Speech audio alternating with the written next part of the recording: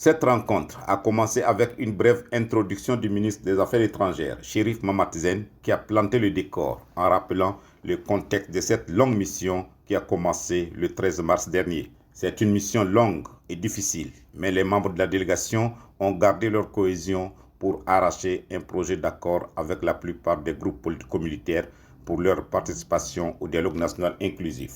Parole est ensuite donnée au rapporteur de la délégation, Liman Mamat. Dans les détails, Liman Mamat a expliqué les péripéties de cette mission, les incompréhensions ainsi que tous les rebondissements auxquels la délégation a fait face. Sur les 59 politico-militaires et groupes assimilés contactés pour ces négociations, 57, y compris 5 groupes de personnes ressources assimilées aux politico-militaires, ont répondu présent.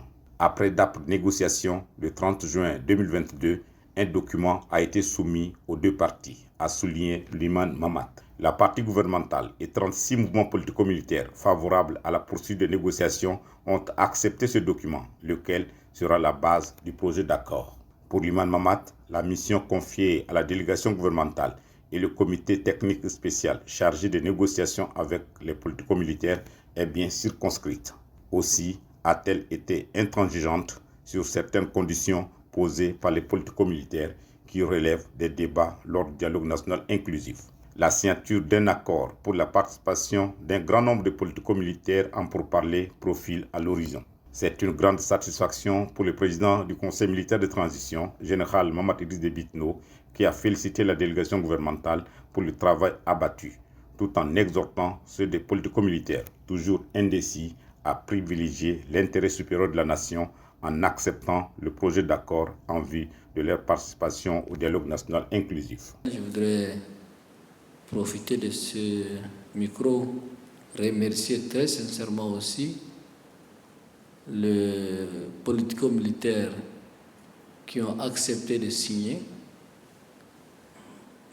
et j'exhorte les autres qui hésitent encore de venir signer. Parce que ce qui est en jeu, c'est notre pays. Ce qui est en jeu, c'est le peuple tchadien. On doit mettre de côté les intérêts égoïstes, les intérêts personnels, le calcul personnel.